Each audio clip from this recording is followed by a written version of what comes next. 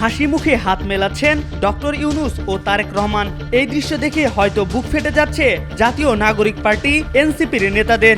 এমনটাই মনে হচ্ছে তাদের বক্তব্য শুনে। অন্তর্বর্তী সরকারের প্রধান উপদেষ্টা ডক্টর ইউনূস ও বিএনপির ভারপ্রাপ্ত চেয়ারম্যান তারেক রহমানের হৃদ্যতাপূর্ণ বৈঠকের প্রতিক্রিয়ায় হতাশার কথা শোনা যাচ্ছে এনসিপির নেতাদের কণ্ঠে।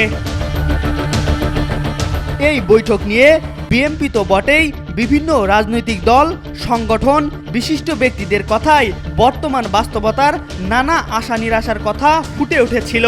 গুরুত্বপূর্ণ এই দুই ব্যক্তির একান্ত বৈঠক থেকে কি ফলাফল আসে তা দেখার অপেক্ষায় ছিল বিভিন্ন শ্রেণী পেশার মানুষ। তবে এই বৈঠককে ঘিরে হতাশার কথা শোনা যাচ্ছে এনসিপির নেতাদের কণ্ঠে।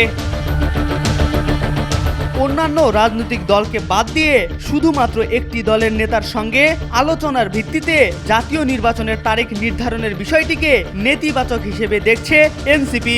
লন্ডনে অনুষ্ঠিত এই বৈঠক নিয়ে প্রতিক্রিয়ায় এমনটাই উঠে এসেছে তরুণদের নিয়ে গড়া এই দলের নেতাদের কণ্ঠে।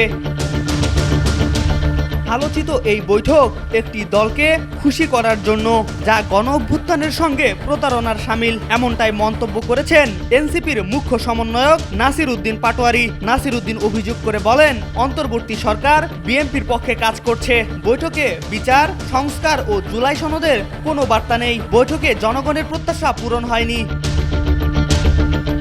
গণ অভ্যুত্থানের আরেক সমন্বয়ক সার্জিস আলমও তার বক্তব্যে প্রত্যাশা পূরণ না হওয়ার বিষয়টি স্পষ্ট করেন।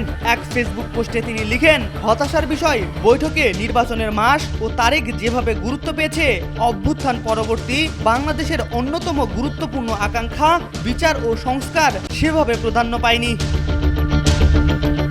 জাতীয় নাগরিক পার্টির আরেক নেতা হাসনাত আব্দুল্লাহ সাম্প্রতিক এই বৈঠক নিয়ে হতাশা প্রকাশ করেন। তার ভেরিফাইড ফেসবুকে তিনি লিখেন, জুলাই সনদের পূর্বে নির্বাচনের মাস ও তারিখ নিয়ে কথা বলা অন্তর্বর্তী সরকারের প্রধান দায়বদ্ধতা ভুলে যাওয়ার নামান্তর।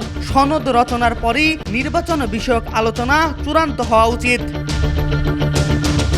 এম আর আকাশ, আজকাল।